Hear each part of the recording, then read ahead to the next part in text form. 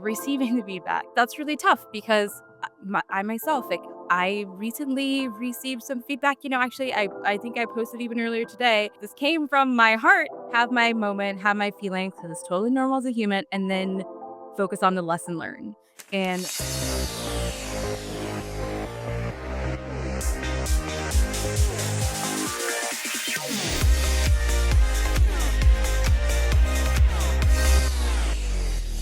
I call myself a recovering perfectionist because I am very much of that background of like, oh, we have to be ready, we have to have everything polished and as perfect as possible.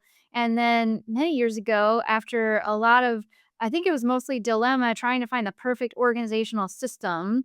You can tell I'm in operations because I love organization structure.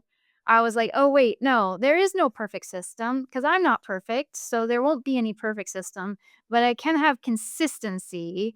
And I apply that same thing to what you're saying about we're never going to speak perfectly. I think of it as, well, how can I at least clearly communicate, effectively communicate? I'm curious, what your thoughts are on that too. yeah, absolutely. So that resonates with me so much because I don't believe in being perfect, but I do believe that there is a way that is perfect for you. And whatever that means for you, if you can stand in that truth, it helps you to show up as a more confident person or leader or human.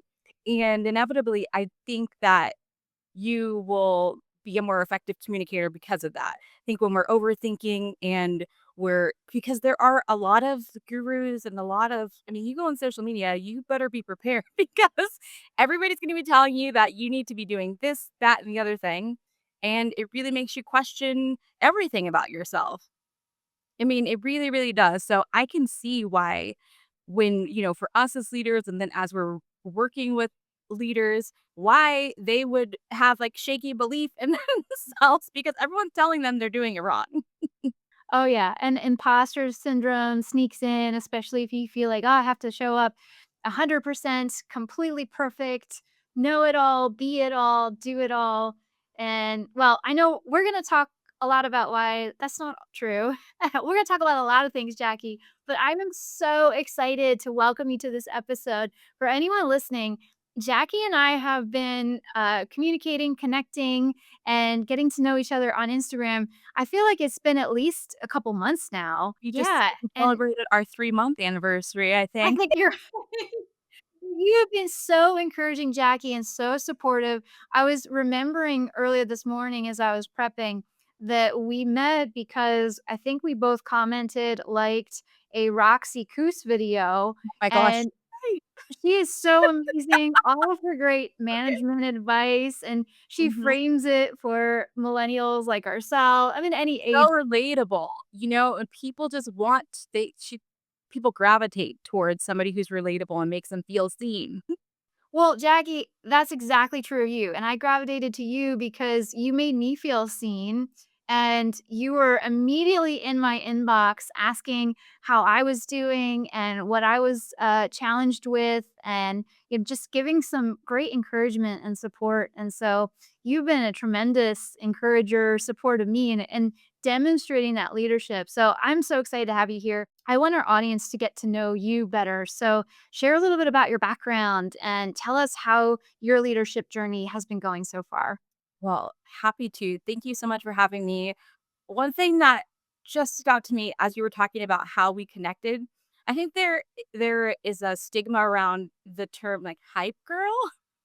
I 100% own that I am a hype girl. I absolutely love people, and I feel like as I was growing up, my parents, they always told us, "You could do anything that you wanted. You can do anything that you believe that you can do." And they always I felt like they've been hyping us up all of our life, and it has helped me to show up as a more confident human and a more confident leader. And so I like to do that for other people because I have seen the 180 of humans and leaders when you do that. And so to me, it is like it's a gift for me to be able to invest in other people. And that is part of the reason why I do what I do now. So I have a one-on-one coaching program for managers and leaders. And it came from, well, my parents, shout out to my parents, because they helped instill that like kind of hype within me. But I come from a corporate background. I have coached and managed C-suite executives, first-time leaders for over 10 years. And I started actually in hotel and lodging. And I feel like it's a great space for me because it's all about being hospitable. So just being in that environment where it was our goal to serve others, and I was working in human resources, coaching and training with the president of the companies. I worked with Marriott's and Hyatt's and Hilton's and Choice Hotels and just all the brands that you know of. I have worked alongside their leadership. Again, something about like working with these people who have these titles, but when you peel back the layers, they're just regular people who are doing the best that they can to show up for themselves and their people. I love that, Jackie. I like that you highlight that because this podcast is about people at the end of the day. And we're not here to bash any bad bosses. We're here to lift up leaders. And we've all been a bad boss at some point. We've all made mistakes, whether you want to label it or not, right? We've all made mistakes and gone through some challenges. And so, you're able to coach leaders, actually coach them one on one through that. And I think that's so wonderful. I'm curious, what was that moment for you when you had that, aha, this is my calling, this is what I want to do as my career? Well, to be quite fair to my history and my background, I thoroughly enjoy working in the corporate space, doing what I do, managing and coaching, managing coaching leaders. Now, what I didn't love and I don't love is are all the politics that you all the politics that you have to play and the pieces that you have to move in order to really do the work that you want to do. And so I decided that for me to have the biggest impact that I want to have, working one to one is where I wanted to be because I can work with a leader consistently for longer than a hot minute, which is how much time I had working in corporate. I think of it like you go to when I don't know, you go to the doctor. It depends on I guess who your provider is, but don't you have you ever felt like you are just a number when you go in and you got an ache in your ear and you're trying to pour out your heart to the doctor and you could feel in the room that they're looking at the clock because they are. And I hated feeling that way in the corporate space. So I decided that for the impact that I wanted to have, I needed to build on my own program, do it my way, and have take the time that I wanted with each leader. I think that's so great and so courageous of you because it can be challenging to go off on your own, especially when you're in that corporate structure system. And now you're saying, you know what? I'm going to do this for myself. So that takes leadership of yourself and sets a really strong example for other leaders too. So I'm really proud of you for that. Thank you. I got to practice what I preach, right? I Absolutely. It's called the work, and you don't learn you it's difficult, I think, to teach others and work with others if you also don't if it's not grounded in your own work, and I am learning and growing every single day. I am not perfect, but I own that, and then I talk about how I own it, and I really think that that helps my managers and leaders feel more vulnerable to speak up about areas where they also are struggling. And we were talking about that before we actually hit record and wondered if that was gonna come up. So, very natural segue because you had shared, you're not worried about the ums and the ahs and the verbal stumbles that we all go through. I'm sure I've already said or ah 10 times in the 8 or so 10 minutes that we've been talking. And for us to own that we are human takes a lot of humility. So I'm curious, when you're coaching leaders, do you see that sometimes as a roadblock, the struggle to admit where maybe some of those roadblocks for ourselves can prevent us from reaching our full potential? Absolutely, and one of a pillar of my practice is creating psychological safety for my leaders and modeling that for them so that then they can in turn also create that in their workplace. Because when you create a space of psychological safety, and I'm defining that as, modeling the vulnerability and making it a safe place to disagree and, encouraging people to take risks without being reprimanded if things go wrong or making sure that we're praising the progress and the effort and not just the perfection of the final product is a part of, again, core pillar of my practice. So it definitely, I mean, it makes a world of difference. Um, um, and I'm sure you've experienced that too.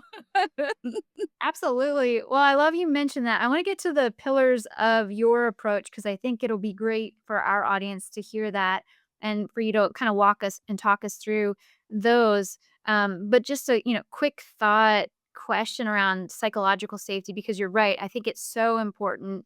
And from my early days and working in my career, especially in theater and arts marketing, not always having that because the theater can be a very sort of tenuous place to work, especially if you're going from job to job and not having that kind of security and knowing that I want to create that environment for the teams that I'm responsible for. I know firsthand how important that is. So I love that you mentioned that and mention it first because when you have those creatively safe spaces, people can be more innovative. They can collaborate better together and they'll share more feedback with you too. So, before we get into the rest of your pillars, what do you feel are the top 3 or top 5 ways that you can create that psychologically safe work environment? Well, one of the things I already mentioned, and that is modeling it yourself. So a lot of times I'm helping managers and leaders, one, break down what psychological safety means and then what it means to them and for them to have buy-in to those different areas, some of which I already mentioned, like the modeling vulnerability and making it safe to disagree. So, for example, let's take making it safe to disagree. What does that actually mean? Sometimes we say, "Yes, you should try that, team. You should do that." Now, if your team member tries something and it doesn't work out as planned, depending on your response, that is going to be an indicator of whether or not that team member ever tries that again. So, I'm working with managers on like literally the thought process of, okay, what to say when something doesn't go the way that we think it's going to go. How do we respond in order to promote the psychological safety that we say we're trying to create, which is making it safe to just, making it safe to make mistakes or disagree. I think that is key, and I agree with you. It if we are afraid that a decision we make or an experiment we do is going to have any kind of negative consequence, or we're going to be judged poorly for maybe not succeeding in our test or experiment, then it will prevent us from trying new things and being creative. So I think that's a really great example. Thank you for sharing And that. And I wanna add a piece of that. So, a part of that is, okay, so it didn't go as planned, right? So, again, part of what I believe in creating this safety is making sure that we're praising the progress and the effort because, again, when that team member, if they feel they get the confidence from you that, okay, the end result was not what we expected, but the actions and the activity that I took to get there are rewarded and praised, then they are more likely to continue doing that thing, which ultimately makes the job of manager and leader a lot easier and better because they will have a more empowered team member. Yes, you're right. I love the word empowered, empowerment. I'm sure we'll talk a little bit more about that too. But tell me, Jackie, what are the pillars in your approach and how do you structure that when you're working with clients? I like to break it into 3 different phases. And my first phase is really focused on helping a manager leader have confidence in their current strengths. I'm a strengths-based leader, and I believe that I don't know, to me, it's like a launching pad. So there are things that you are already good at. So let's leverage those things to make sure that you can use them to knock out any maybe potential areas of opportunities or things you would like to work on. So my first phase, I'm really focusing on like what are your strengths? Do you know them? Like what does it actually mean to to execute like a task or an initiative utilizing those strengths and the core competencies that are needed for whatever it is that this manager or leader would like to accomplish. So that's part of my first phase. Now, in my second phase, it's a lot like, role playing is my jam.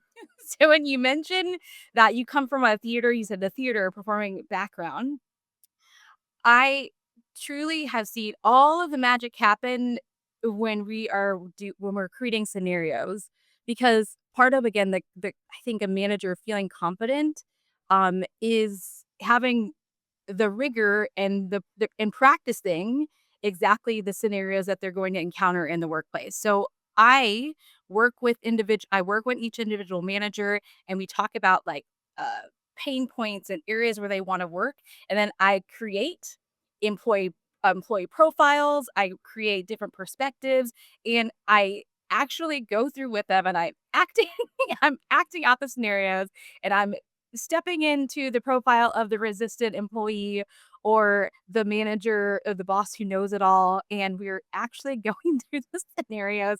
And if you can imagine, like you up being on the other side and like, okay, Rebecca, so I'm now resistant and you're asking me to follow through on a task. You're actually asking me like, hey, this deadline was missed. Can you help me understand why we didn't XYZ? And I say, well, what are you talking about? Like, I did complete that task.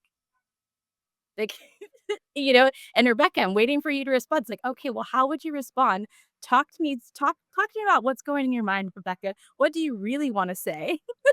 And then let's go ahead and, unpack that so we can figure out what is most appropriate to say in that situation.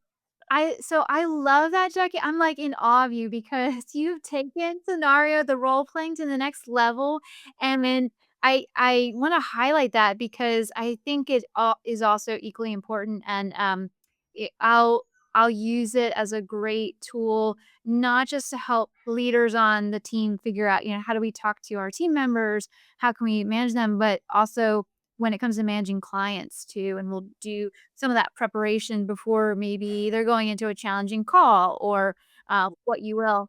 But you're taking it to that next level, which I love. And you're right; it's very much like theater. So I love that you're doing that. What's the outcome that you typically get from that role playing? What kind of like excites you when you go through that with clients?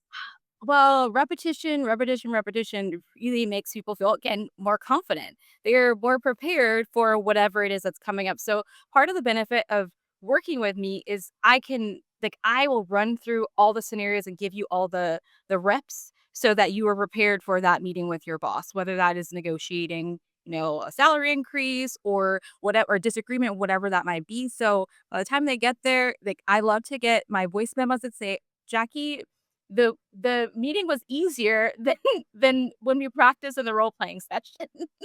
That's the best, like, that's really the best. The other piece is that I always wanna teach and coach managers, not like what to do or like what exactly to say, but like why they would frame it in a certain way, like what is the impact or the intent that they're wanting to communicate, because at the end of the day, I'm not going to be with them forever, and frankly, I don't want anyone to have to rely on working with me forever. And that's actually the third phase of my program, is helping empower a manager to self-assess and create the support that they will need moving forward, without needing me or anybody else all the time. Because at the end of the day, it's them. They're going to be the ones who are, at the end of the day, they're falling asleep and they're waking up, and it's them. It's them.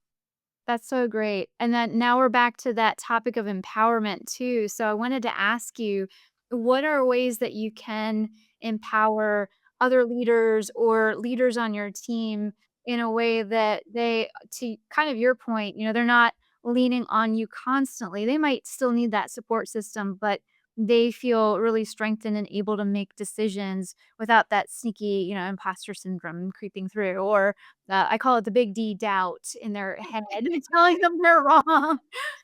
Best.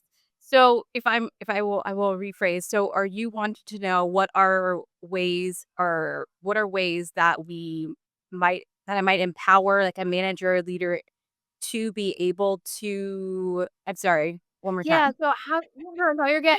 So, yeah, how can we empower our leaders to have that confidence and that self-assurance when doubt, when imposter syndrome creeps through, when, I'll give you an example too. I always share that there's no real handbook for leadership. I can't give you a handbook for all of the situations that you're going to come across and all of the trials and challenges, but we can give you our values and what we look to help us make decisions. So, in the same way, do you have a set of values or a set of philosophies or ideals maybe that you also share with your leaders to help give them that extra confidence boost? Yeah, so part of in my third phase in helping teach self-assessment, it's you have to actually become a coach or you have to coach yourself. I'm constantly coaching myself. And part of that, again, is even though I'm working with leaders, actual scripts, and I think that's like, it's like training wheels, right? Like, I think the script helps somebody feel like, okay, like I can do it.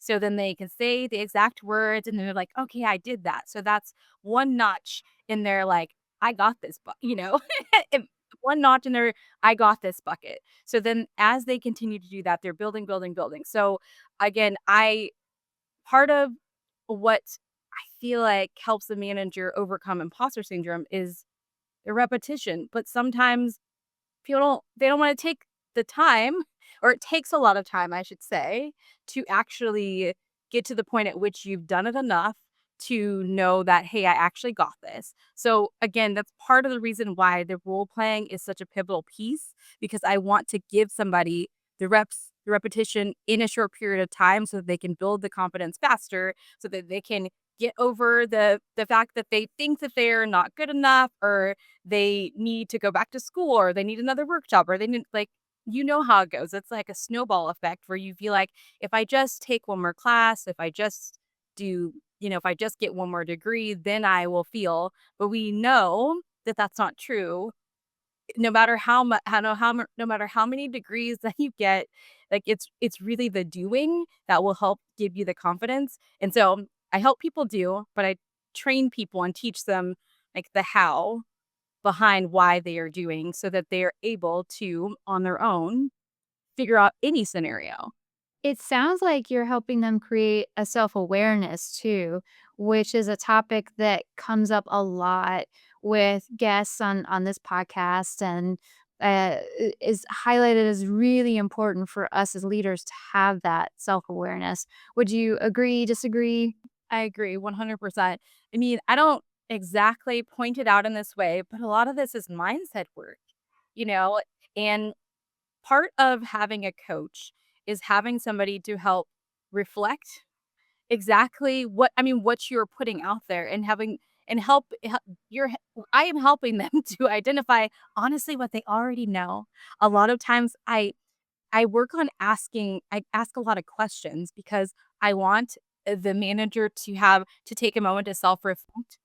A lot of times they have the answer. They know the answer. They just really need somebody to help them connect the dots. Yeah.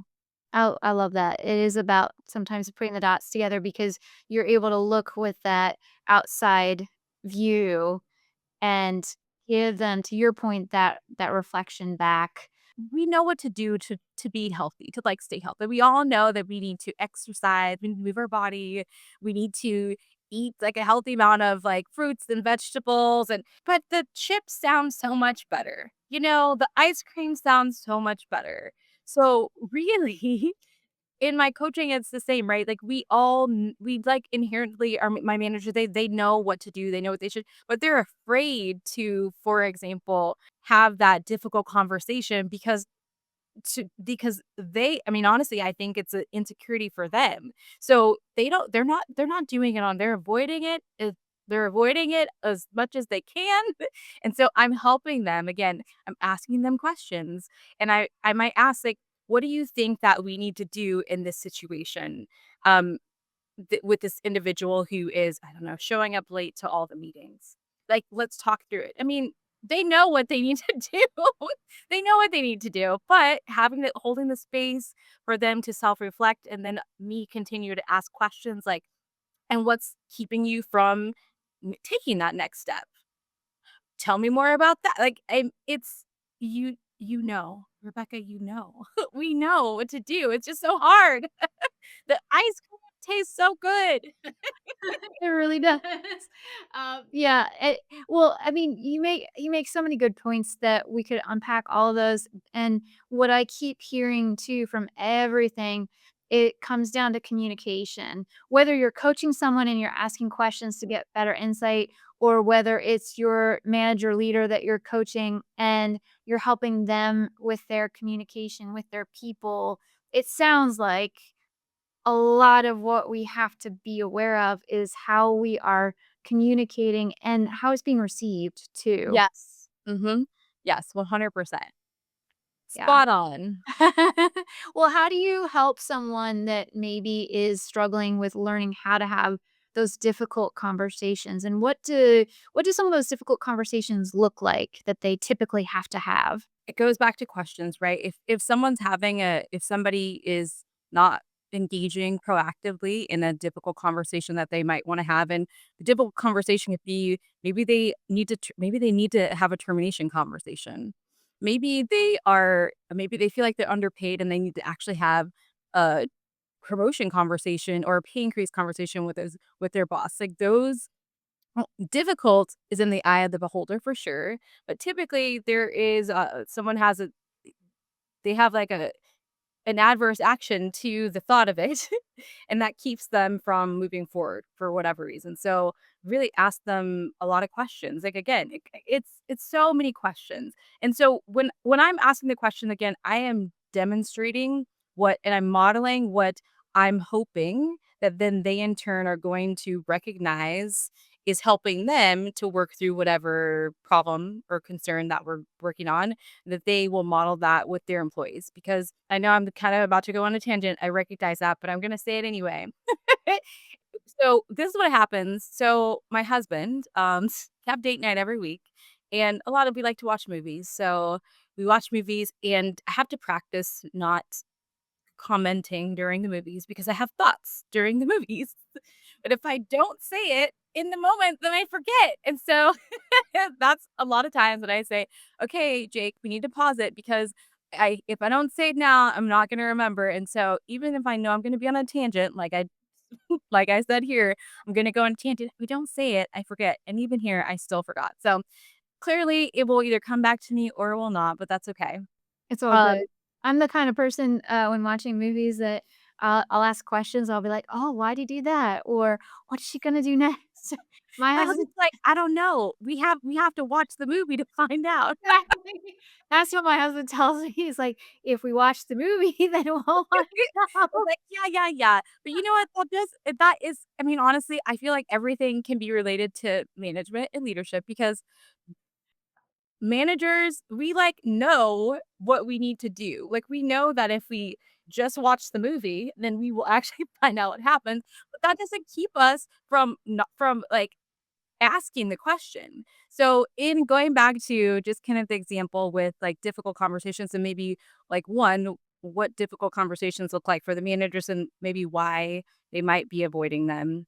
Like, I have to ask questions, and so I I'm practicing with them, and then they go forth and they're practicing with their team members, and again, it's the practice thing. I know that I know it's not, like, groundbreaking, but I don't think that anything is new under the sun, and I have, like, an adverse reaction myself with the gurus and the people who are like, "There's this new shiny way to, like, manage people." There isn't really.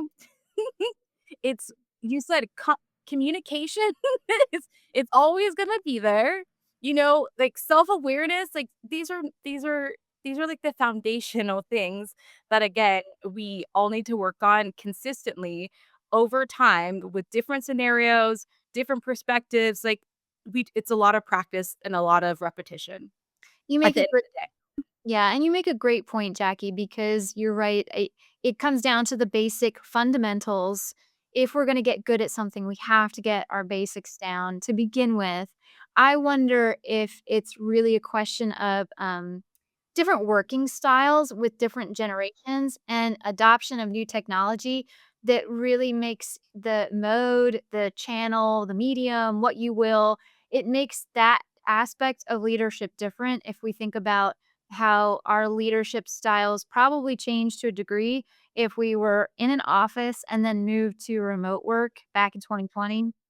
But I at the same time, you're absolutely right. It is the fundamentals, and we don't have to make something more complicated. It's actually pretty simple, and I wonder if folks are maybe struggling with the simplicity of it, and that's what makes it complicated. It's so true, and here's the thing, when we are communicating, one of the number one things that we have to consider is our audience, and we have to tailor our message to our audience. So if you're working with somebody who is of a different generation or they worked in the office once and they moved to working remote, you have to speak their language so that they can first be interested and open to receiving your message, even if at the end of the day you're going to get back to the fundamentals and the simple steps. Like truly, that's what we need to do. And that goes back to the idea that, leadership is about people and caring for people, and so you have to know your people, and I love Yes. that because I also have the marketing background and the theater background, it's important too, but you have to know people, and to me, that means you have to listen to people too. What are your thoughts on on being a good listener? Well, I have to say that I'm an offender. Like I have struggled to be a listener because I have a lot of thoughts and opinions on things. So I've been with my husband for 14 years and he's helped me to become a better listener, which has helped me to be a better leader, which is also part of the reason why practicing being like a whole I one of my pillars is about being a whole person and celebrating all of your lessons as a human and bringing that into your management and your leadership journey. And so I think about that when I am talking about when I'm coaching with managers and leaders. We're talking about communication and difficult conversations, and sometimes some of the most difficult conversations can be giving feedback and giving constructive feedback, I hope, right?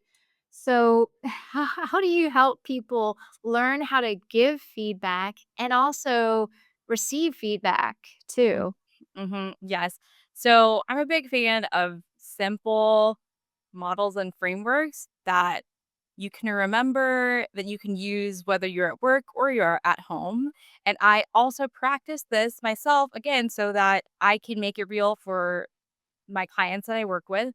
So just yesterday, actually, my husband and we received a text message from a friend and there we both had a reaction to this text message and we wanted to provide some feedback and I said, "Okay, Jake, we are going to practice situation, behavior, impact, format, model." So we're gonna frame it out so that we can like make sure I said we have to practice because this is what I tell my manager. You can do this at home and at work.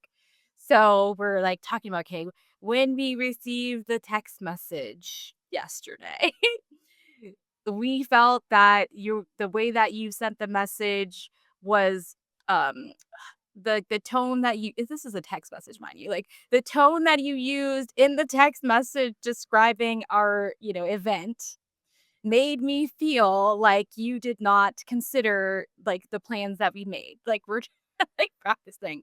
So, all this to say is that I use simple models that are easy to remember so that when someone needs to on the fly give feedback, whether that's in person after a presentation or, a text, like a Slack message or an email, that it's easy for them to utilize. So again, it takes practice. It's like practice, practice, practice. And that's just one model. The programs that I outlined are very specific to the manager or the leader. So I really take into consideration like what are their strengths and if someone is, like, analytical and that's one of their strengths, I wanna make sure that I am providing, like, frameworks and outlines and scripting that is specific to something that's already feels a little bit more comfortable for them so that they're more likely to actually utilize it. So that's for like giving the feedback. Now, the other piece that you said is, receiving the feedback. That's really tough because I myself, like I recently received some feedback, actually I think I posted even earlier today, just and this came from my heart because I had experienced someone gave me feedback and I had some feelings about it.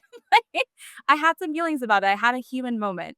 And so I had a little rant about it, but I always like to have my moment, have my feelings because it's totally normal as a human, and then focus on the lesson learned and what I can take away from it because even with my likes and my ums, like, it's not about being perfect, but it is about making sure that we are working on ourselves and trying to improve a little bit at a time every single day. So the lesson learned piece is for me like the biggest takeaway, and I use that when it comes to like receiving information. So I recognize that I help managers and leaders recognize things that are triggering for them when receiving feedback, and then we like list it all out and we talk about why something might be triggering, like where does it stem from, what are counter thoughts that we can create around like line by line because that's part of the reason why they're working with me because they're we're not doing these things on our own, but we still need to be doing the work in order to improve if that's really what we want to do. That's a great reminder for all of us, and I love that you share that because it can be very vulnerable to receive feedback. Mhm. Yet if we think about the lesson there, it becomes a positive. And if we are in that state of constant iterative improvement, then it becomes more of that growth journey versus, oh, I'm constantly getting criticism.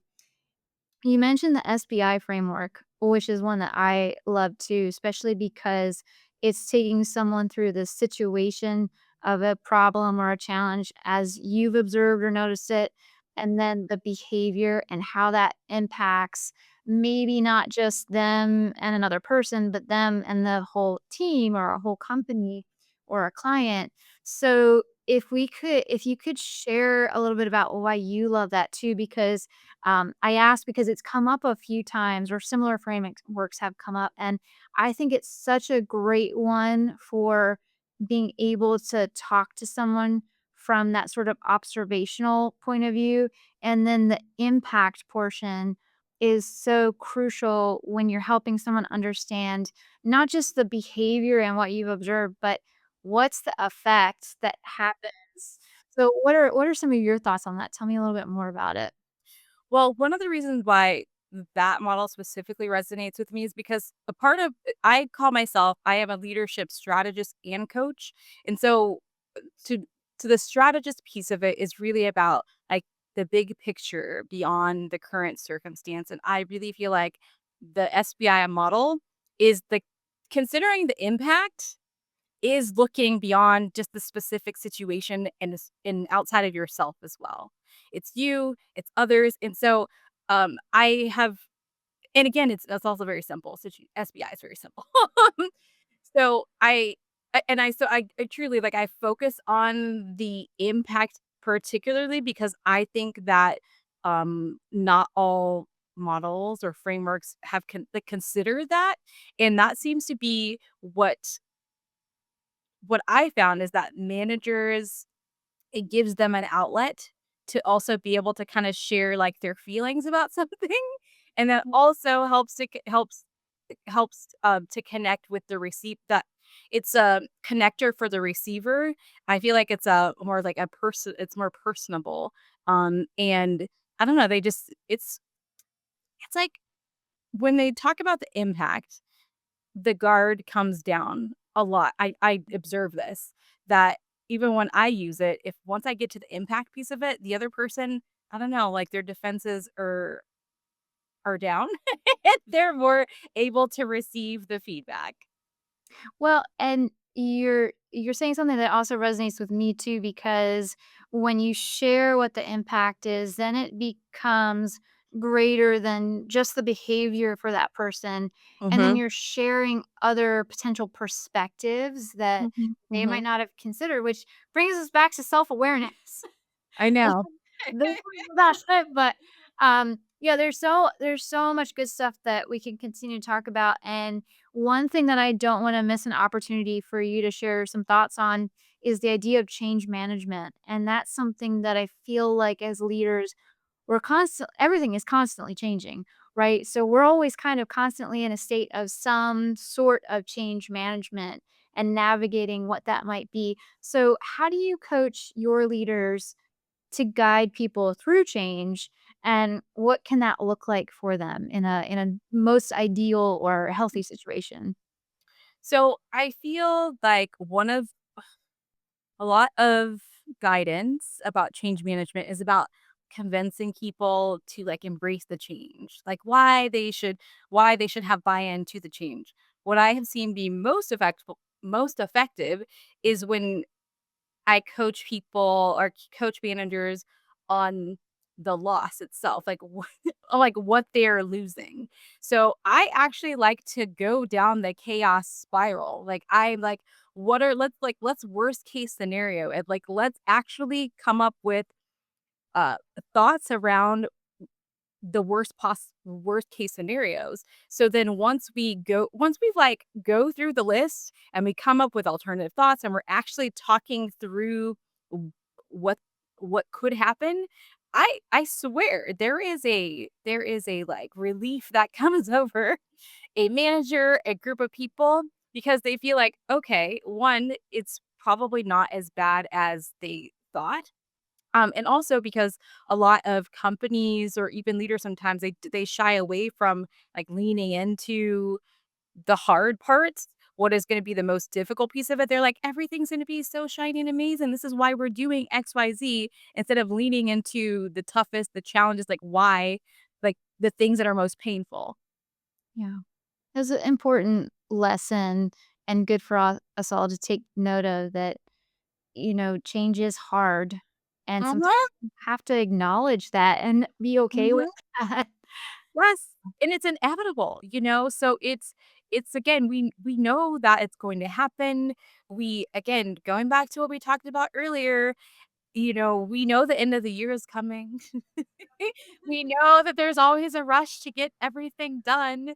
And so, like, again, preparing for it as best we can, like, what worst case scenario, what's our plan A, B, and C? Like, when I am able to help a manager create the plans for the worst case scenarios, they are they're way better equipped to adopt whatever change is forthcoming.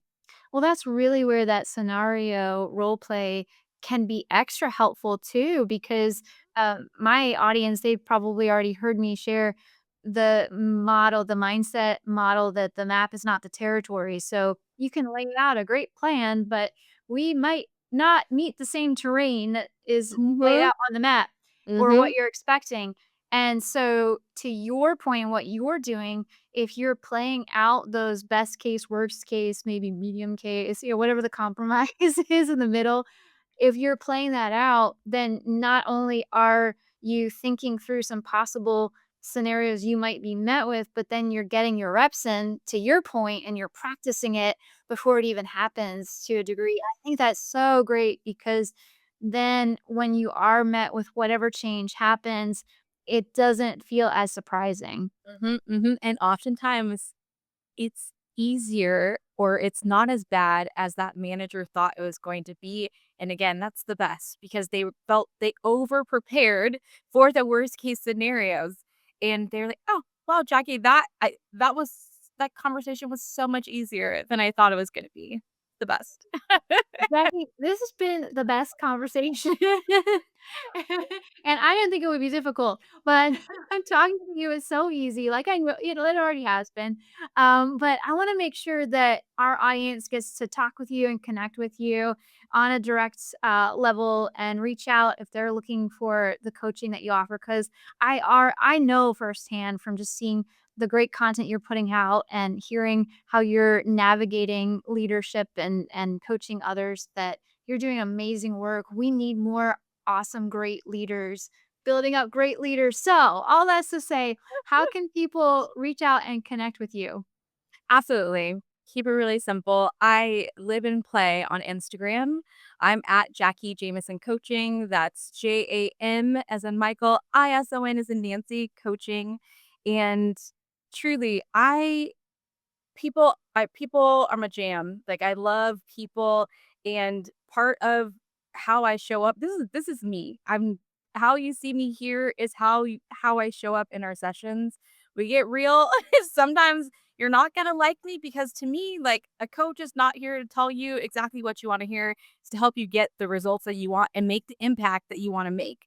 So, at Jackie Jamison Coaching, that's how you can find me on Instagram. Rebecca, thank you so much for having me. I'll be back, whether you want me to or not. I love you. I was already gonna say thank you for me. It's a complete honor, privilege, and I really would love to continue our conversation. So Yes, yes. we already know we have more to chat about. We're gonna have you back. I'm gonna have you back. We're gonna come back and we're gonna chat some more in the new year because to your point, we were talking about this before again, before we hit record.